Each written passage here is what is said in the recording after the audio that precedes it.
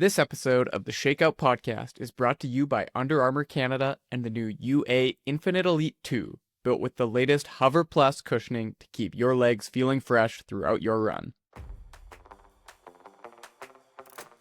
We should be thinking about sustainable means of making a difference that are not going to be conditional on someone being approving of who we are, or that are not going to have someone tell us that we have value or that we are trendy enough to fund. We can do it by ourselves at some point, right? Like, we just need to reimagine a world where we are self-sustaining, us and the allies. Those are the words of Siphelele Danisa, a local organizer and leader in Toronto's queer run club community. With the 29th annual Toronto Pride and Remembrance Run just days away on Saturday, June 28th, leaders like Siphelele of Frontrunners Toronto and Jocelyn Riet of Queer Run Club Toronto are at the forefront of the city's growing queer run club scene, leading the charge through a combined passion for movement and community support to make lasting change for the queer community. With the longtime challenges faced by the queer community being amplified by increasingly hostile rhetoric at home and globally, and the shocks of lost funding as many longtime Pride sponsors dial back or withdraw corporate donations, the Run Club community has taken a stand, serving as a driving force in the fundraising efforts long at the heart of Toronto's Pride and Remembrance Run. Siphelele and Jocelyn joined the show today to share from their unique experience within the queer running community, and how the movement that is still very much in its infancy has embraced a central role in bringing awareness, a sense of belonging, and crucial financial support to Toronto's Pride movement. This is the Shakeout Podcast. Both of you, welcome to the show. Thanks so much for taking some time to join us today. Thank you very much. Thanks for having us. First of all, happy Pride Month. We're coming up just a few days away now from the Pride and Remembrance Run. Now, for both of you, this is a part of your lives on a weekly basis. You're both involved very heavily with Toronto's Run Club community. Just a couple of weeks ago, you helped with the organization and the execution of the Queer Community Run, which united queer run clubs from across Toronto. What was it like to see all of these various run clubs come together for a shared running experience? So for me, it was a really good thing to see. I think there's many parts that we can think about when we think of joining different running clubs together. The first thing that comes to mind is community, right? So each running club gathers its people who share common interests and where there's different dynamics and values within those running groups. But then you bring these people into a single space where they can essentially see people who are potentially different from them, but with whom they share this pride, of being able to express who they are, essentially. So there's community, there's visibility, and there's this idea that people care. They showed up because they care about these organizations that are doing great work. So really beautiful to see. What were kind of some of the big takeaways from that weekend? Jocelyn, maybe over to you. What maybe surprised you, or what were you really excited to see from so many people coming together? Just the mass. I think being in there in person, it kind of felt kind of like a parade. It's rare that you get to see that many of either the people that you see weekly that you see there is all together with everybody else that you ever have heard of, all together in the same place. And just that magnitude of so many people who are there for each other at the same time, in that spirit of the Pride and Remembrance Run, was really cool, for sure. But yeah, real catalyst it feels in the month leading up to the Pride and Remembrance Run itself to see the community come out and support one another. I love that you both talk about how everyone is there to support everyone else. And I would love to know how both of you first got involved in run clubs yourselves. You've now obviously made them a huge part of your lives, but there's a first time for everyone. What did it look like when you got involved? Because this is a movement that's still very much in its infancy in the city of Toronto. So I started with QRC, I believe, April. Which is Queer Run Club Toronto, right? Queer Run Club. Single word on Instagram in 2022, April 2022, which I guess is over 3 years now. Honestly, I was new to Toronto and I was looking for a community, just a staple of real friends who I could count on and everything. And QRC provided that, and has been a staple, the staple of my life outside of school, since then, it's a reliable community with genuine people. Reliable community with genuine people. Siphelele, does that in any way resonate with your experience with Frontrunners Toronto? Yes, that definitely resonates for me as well. By the time I was joining the front runners, I'd always been able to meet people in different spaces of life. I think this is something that my friends will tell you. But I never really had this community of people with these shared values around the 2S LGBTQ plus community. And so it was an experience that I wanted to try. And I remember around the time I kept meeting many people who were talking about front runners. So I went to check it out around 2022 as well. And it was just amazing. The people are really good. You know, I always see them when I'm around the city, which is amazing. It helps me feel like I'm grounded in something in this aspect of community to just walk down the street and know that you'll see someone familiar. And beyond that, the connections are formed actually. You talk to friends who genuinely really care about you and who want to know what's happening with your life.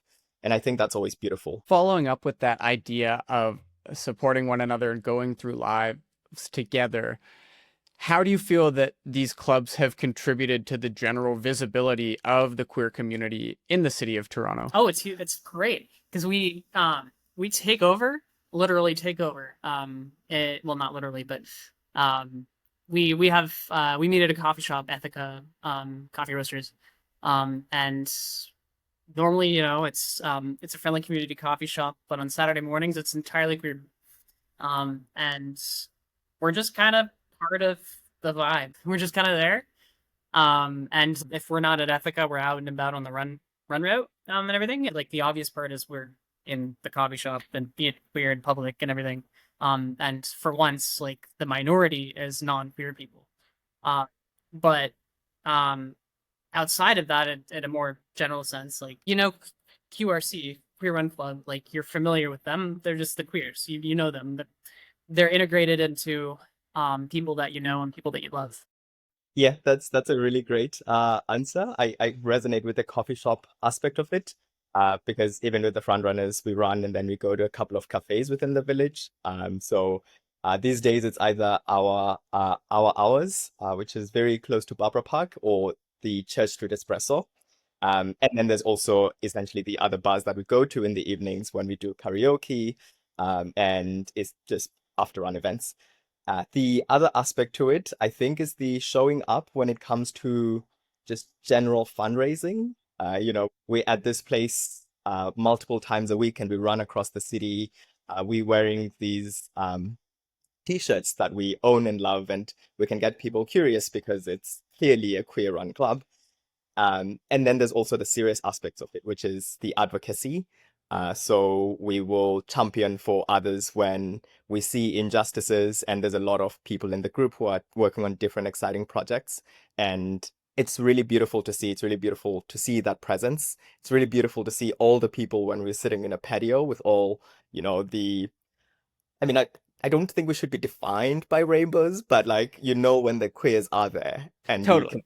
feel that it's my space as well. Yeah, it's certainly an icon that resonates both within and outside of the community. I love that you bring up the fundraising aspect. That's something that we're certainly going to delve into a little bit more later on in the show. I want to take a moment and speak a little bit about the representation of those who don't have a voice that you touched on, Siphelele. And I'm curious, before your involvement with a run club like Frontrunners, did you find that there was a lack of opportunity for that weekly ritual of meeting up with others from the same community and being not just together in a shared identity, but also being vocal and being present beyond simply your own community, being something that's very much visible to the rest of the city? Is that something that you felt these run clubs filled a void in? I actually was thinking about that. I think when I think about run clubs, especially queer run clubs, and the space maybe that they feel, it's that active aspect of inclusivity, I would call it, where because the people who are within those run clubs share these experiences and essentially they know what it means to be marginalized. We would live in this community where we know what it feels like to be without rights or to be denied your rights. And I think that makes people more empathetic. And so automatically you have this aspect of wanting to show up and be yourself and be visible. And at the same time, you can see when others are in similar positions where you can advocate for them, right? Because usually when you are in trouble, it's usually very hard to advocate yourself. But if someone from the outside can rally others and try to contribute to a greater cause that leads to someone having a better life, then that's much better. And I think that's the role that we play. It's really hard and difficult in the city to find people who are willing to look at just the broader politics of people's livelihoods, to actually be able to talk about the problems. And I feel like the run clubs and the community that they offer has given me a lot of that. What would you give as advice to someone who maybe was in your position 2 or 3 years ago when you were new to these run clubs and they're looking to get involved in a queer positive space like Frontrunners or like QRC? Who is this club for, and what would be a great first step for anybody that maybe wants to give it a try? Really love this question. So basically, I'll speak for frontrunners. When you think about frontrunners, you should think about someone who is interested in running, regardless of where they're at. And this is something that I wish I had known before, because the group tends to pay a lot of attention to new runners or people who are coming in for the first time. And as a result, there's usually a 3 kilometer walk, for instance, which can help people adjust into the community. And then there may be a 0 to 5K program, which helps people catch up to their first 5K. And then from the 5K, it's like there's the usual runs, which are the 5K, the 6K, the 8Ks. And then it just keeps going depending on what people want. And one of the things that people are usually scared of because they get traumatized when they start running with maybe some groups, I do not know, is that they're scared of getting left behind. And I think many people have that experience of like trying to do something and being left behind. But with the front runners, there's the main sentiment is that we don't leave anyone behind. We have predetermined stops, which is great. And so you can always have someone run alongside you. And to be honest, if there's one thing that I was also afraid of, it's the reaching out to people and talking to people. But I think it's just a necessary thing, like a lot of the fear you feel when you're anxious about being social is usually inside your head. And also it helps to just like talk to someone, if you are open and honest with them and you say, hey, I'm new here and I'm really nervous because I don't know what I'm supposed to be doing or if I'm supposed to be talking to people. What can you tell me that is interesting about this group? And then, people usually love sharing ideas. So yeah, I think that's all I have to say. Talk to strangers within the running group, obviously, and then also just like show up. And you say like people are afraid of getting left behind. As someone who's been running since I guess 2017, so 8 years, like I wow. get left behind in a lot of run clubs.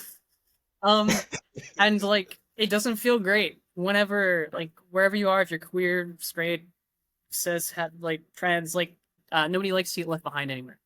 And what I love about QRC and Frontrunners is that we pride ourselves in being inclusive with respect to like sexuality and like your queerness, but also with regard to your athletic ability, how much running experience you've had. QRC is like extremely nonchalant about all of it. Like I would say a solid percent of people just come for the coffee, and they are as integral members of QRC as the schmucks at the front of the pack like me. We organize a walk group. We also have 3K and 4K options as well as the 5K. All of this is a little more casual, less organized, kind of free-flowing than Frontrunners. And it's just we all come together and just have a good time on Saturday vibe at QRC. So yeah, we pride ourselves on that. The run club, where many members are accepted solely for showing up for the espresso before or afterwards, is going to resonate with a lot of our potential listeners. How much do you think, I love that you're talking about this idea of nobody gets left behind, both of you.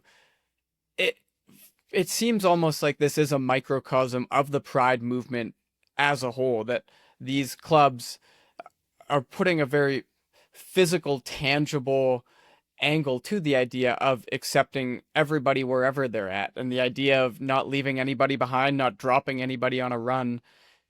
does seem to translate into the message of the entire Pride movement, specifically during this Pride Month. How do you feel that Pride Month accelerates or amplifies the Queer Run Club movement? Is there something special about this month in particular above the other 11 months of the year where you're out as a group? Oh, that's a really good question. I I think firstly it's the Pride and Remembrance Run. Just this idea that on that Saturday of Pride weekend, you know that you're going to run. That's the first part. So there's more visibility from that. And especially, I think when people run in the city, usually streets get blocked, and you have to interact with these regions of the city that people usually walk through. But then they now get to see you running as a group, and they get curious and want to learn more. The other aspect to it is just the visibility. I think there's a lot of things we can say about the visibility, but generally, I think there's more Pride content during Pride.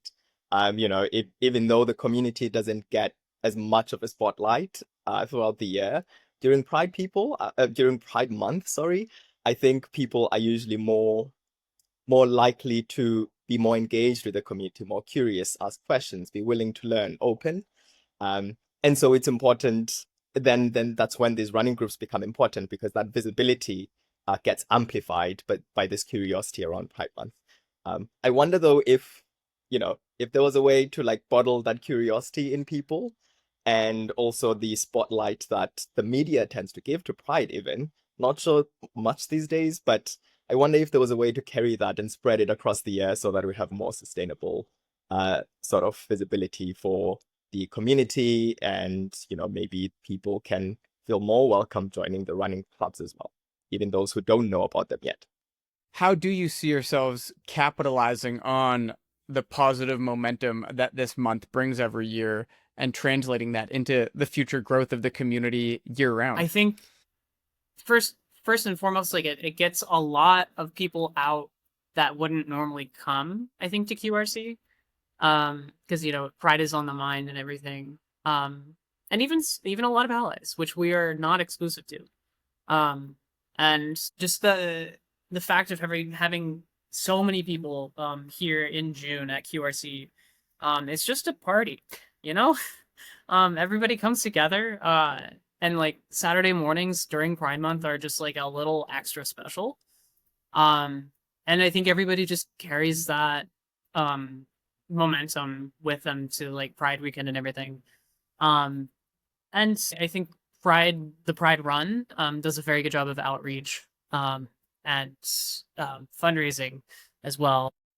Shifting to the Pride and Remembrance Run itself, again, last Saturday of June, so coming up very shortly here. In what ways is it an augmentation of what you're doing year round with these smaller queer run clubs? You're now seeing an entire road race that's literally shutting down a big portion of the city.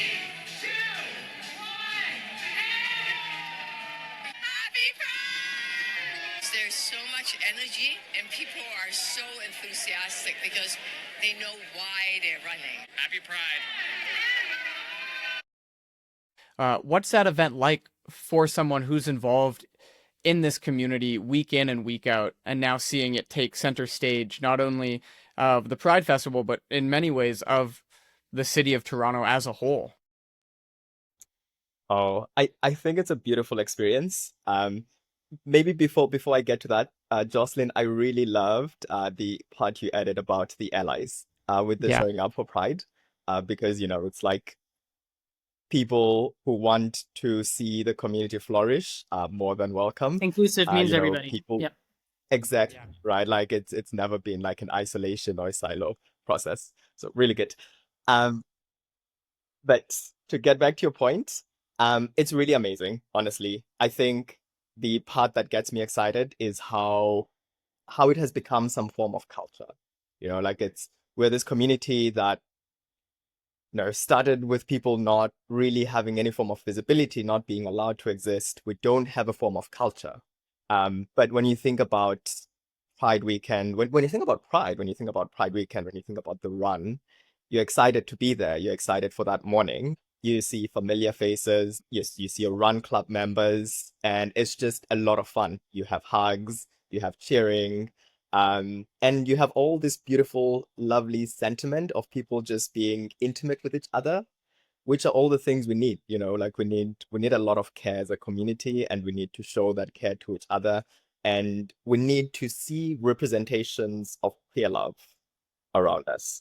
And I think those are things that you can find on that running day, which is beautiful. I feel kind of strongly about this, and that I've had this conversation with some of my friends, and like I'm in non-queer run clubs, crazy. And when I always talk to them why I love QRC so much, and just the Pride Run is like when you're queer, different, and you look visibly different, and like you're just different. It's like putting yourself back in grade 10 in like gym class. And you're out there, you love running, but you just feel a little different. And for a lot of us, like that can feel a little like ostracizing. But things like the Pride Run kind of puts everybody who's like that together, so that nobody feels different anymore. And everybody can come have like your best race together, and it's during Pride weekend. So Saturday nights, that night, like it's a great time. But in any case, like it's just a great place for everybody to feel like they're part of something instead of being ostracized. Everybody's part of the in crowd and celebrating one another. I think that segues beautifully into talking about some of the realities around this year, in particular's Pride and Remembrance Run and the Pride Festival as a whole. As we talked about in the intro, there's been significant shocks to Pride Festival in Toronto's funding this year, with so much rhetoric around the globe, and we're not immune to it here in Canada, of companies cutting their funding for Pride, for related causes, reevaluating their diversity, equity, and inclusion initiatives. And in the face of that, I can't help but think it's got to be tough to stay positive, to feel like from the outside, there are people trying to take away from this movement, trying to take away from this cause. You guys are both doing phenomenal work to address that. But before we get into how you're addressing it, I wonder, what's it been like from within the community, where you've worked hard year round with the Pride and Remembrance Run now coming into focus, and as it's coming into focus, and as your groups are building such positive momentum, to feel like there's this anchor on the outside that's actively trying to stop that momentum. Has there been difficulty at all in addressing that? Yeah. As an American, I moved here in 2021. It's a little, it's definitely, it hits a little at home. And like, I will say, I mean, personally, taking on this kind of responsibility gives me an outlet to like make me feel like I'm doing something. We can only do what we can do, and we can continue to like come together and keep having the conversations with people that we need to. But at the end of the day, we just got to keep on being us, and know that someday the right cause will win out. But it's definitely tough, for sure. Like it keeps me up at night sometimes. So I was just going to add to that, and I think I go through cycles where there's parts where I'm very pessimistic and it feels like everything is happening at once. And I think there's times where I can be optimistic when I think about what can be done. So it's like there's been a long journey of a human rights struggle. Like when you talk to people today, often it kind of seems like that's in the history, but it's an ongoing process, right? And I think when you think of it that way, it puts a perspective that there's a life's worth of work to be done. Many lives worth of work. When you think about what we still need to do to get the community to a place where it's even more inclusive than it may be now, right? Where people are more interconnected and just more understanding of each other.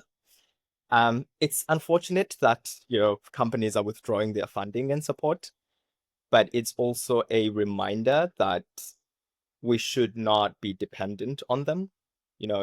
Money does fix a lot of things if you put enough money. But at the same time, we should be thinking about sustainable means of making a difference that are not going to be conditional on someone being approving of who we are, or that are not going to have someone tell us that we have value or that we are trendy enough to fund. And so I think that's what I've been thinking about more. We need to find sustainable ways of uplifting our own community. And that means maybe decentering the ways in which we give back into the community and reimagining the way we are connecting with each other. And when you do that, you then essentially, whoever wants to fund you can fund you, but they don't give you conditions at the end, which is fine. But, it's like we can do it by ourselves at some point, right? Like we just need to reimagine a world where we are self-sustaining, us and the allies, what more do we? And you're well on your way to reimagining that. And that's where I want to spend some time now is the run clubs of Toronto have led the charge in this year's Pride Remembrance Run fundraising. For those of our listeners who aren't familiar with the PRR's fundraising goals, each year they raise money for a variety of charities in and around the 2S LGBTQ plus community. This year they set a very ambitious goal of $325,000. At the time that we're recording this, it's the queer run clubs of Toronto that are leading the charge in fundraising. Collectively, between you and a handful of other run clubs in the city and around the city, you've already surpassed $33,000 in funding. That just must speak to the fact that this can happen at a grassroots level, that ultimately taking ownership of the cause for yourselves is the foundation on which real change can happen. What's it meant to see the community step up in such a big way and fill that gap with other corporations giving up their funding? You've not only risen to the occasion, it seems, but surpassed it. In both Frontrunners' case and QRC's case, I've been following your fundraising efforts. Both of you have now exceeded the club-wide funding goals. You're leading the charge for the entire PRR's fundraising efforts.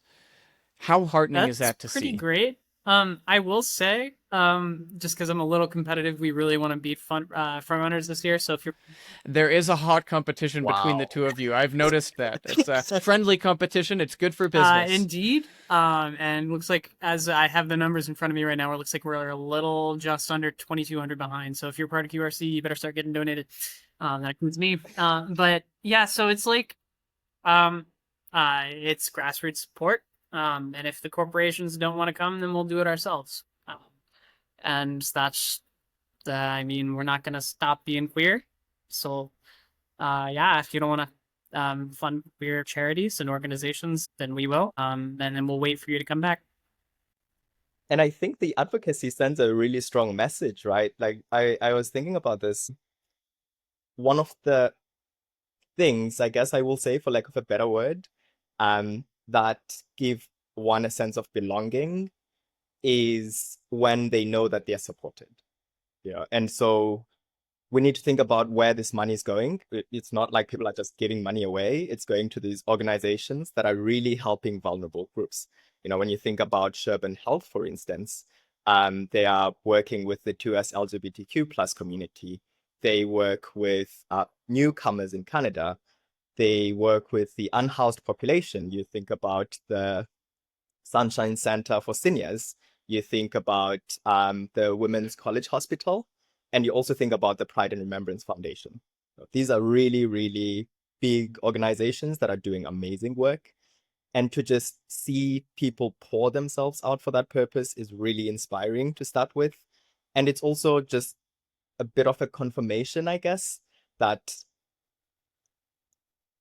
another thing is I always have this sentiment that we're not too different from the people we try to support, right? Like, today, maybe we do have some rights still intact. Who knows what happens tomorrow? But it gives me hope to know that even if that were to happen, there'd still be people fighting the good fight and trying to support. So I think it's a huge statement when you think about it like that.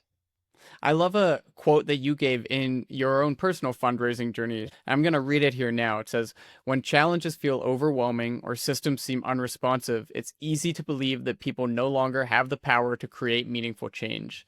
But that is not exactly true. Time and again, we've seen that collective care, mutual support, and shared purpose are what move us forward." Would you share a little bit with us from your own fundraising journey this year how you've seen that mutual support and shared purpose work towards this common goal?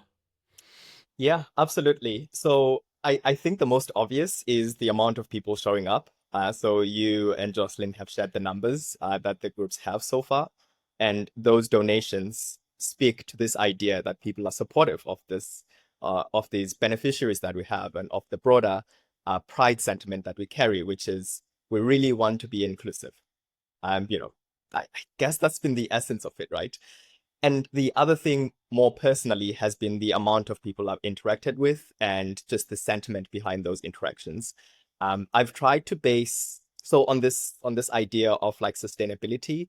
I've tried to base my initiative this year on community, the value of community and the value of building infrastructure that holds the community together. So connected to this idea that we don't want to be dependent on people who will fund and then have conditions on the funding. Like we need actual infrastructure for care. So I've been trying to take that path, which is more about having conversations with people than anything, because at the end of the day, we need to be aware of where we are and what remains to be done. And I've been inspired by the amount of people who've echoed the same sentiments. I've been inspired by the amount of people who've been so willing to share, my initiative. And initially it was scary because I was just like, I'm putting a lot of my politics onto this fundraiser page. But that support has been amazing. So yeah, I think there's been a lot of showing up, and that speaks volumes about this shared purpose and people's feelings towards the work that we're doing.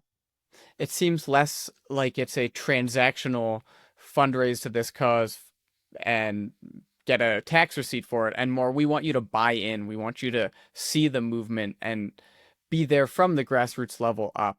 I think, again, it just speaks to the solid foundation that you're both actively working to build, where you're not just looking for people to cut a check. You're looking for people really to become partners in the long-term vision of making this movement sustainable and continuing to grow, not only in scope, but in its inclusivity. And it's a lifetime's worth of work, right? So, How how can people go about supporting these clubs, the Pride Remembrance Run specifically, and even more generally than that, the 2S LGBTQ plus community in Toronto or in their hometowns? Well, if you do live in Halifax or St. John's, as well as I believe Vancouver, there are other QRCs in Canada that have started up, and I believe Frontrunners is part of a broader organization based out of San Francisco. In terms of donating, anybody can donate to the Pride Run Foundation. If you do register, or if you have registered for the Pride Run, you can select on either one of Frontrunners or QRC or any other team to fundraise. But we really want you to select one of those two. Let's be clear. We there is that friendly competition piece, so we're not going to lose sight of. Correct. Indeed. I believe we've won actually 3 of the last 4. Okay. So, so this is Frontrunners' comeback year. allegedly. Yeah, exactly. They're off to a strong start. I won't say too much, but we'll see in the end who wins. The competitiveness is coming out. I love it. How much of that competitiveness is going to transfer through onto race day? At the end of the day, it is also a phenomenal road race in the heart of the city. It's a great one. Siphelele, are you training for this? No, actually, I feel like a lot of people in the front runners usually have a lot happening over that week. So on that morning, really the primary thing is showing up. Like if you can be there, that's amazing. So that's a victory in and of itself, hey? Exactly. And it's unfortunately so popular that it sells out in like a couple days. But the cheering and then like the event itself is worth going to as a spectator on its own. it's always such a fun time. And people can support in that way too. They can go out and be an ally to the cause, lean into this, be part of Toronto's Pride Week festivities, and hopefully for those of listening, they can transfer that into participation in these clubs in the long term. What is a dream scenario coming out of this year's Pride Remembrance Run for your respective run clubs and for Toronto's queer community Toronto's as queer a whole? community as a whole, just continue to stick together, but also show each other what we're made of. Essentially, you don't have this queer community everywhere, and we need to recognize that and kind of cherish it. And I think this year especially, I just hope that that spirit is throughout Pride, and also as a form of social rebellion, which is what Pride ultimately is. As a form of, we don't like where the culture is headed, and we're still just gonna keep being us. So yeah, and personally, as a personal goal, I'm trying to break 20 on the 5K. But we'll see. Okay, we'll keep an eye on the live results. Right? We're rooting for you. I want to echo the same sentiment. I believe that, there's the fundraising aspect to it, but you never know where that's going to lead exactly. You try to do the best that you can, but once you reach the run itself, it's like, okay, you've really done a lot of the groundwork, and you can only get up to a certain point. But the main thing I would say is around community. I feel like everything that Jocelyn said around reflections around community and where we are, and essentially focusing on the things we can appreciate, but also the things that remain to be done.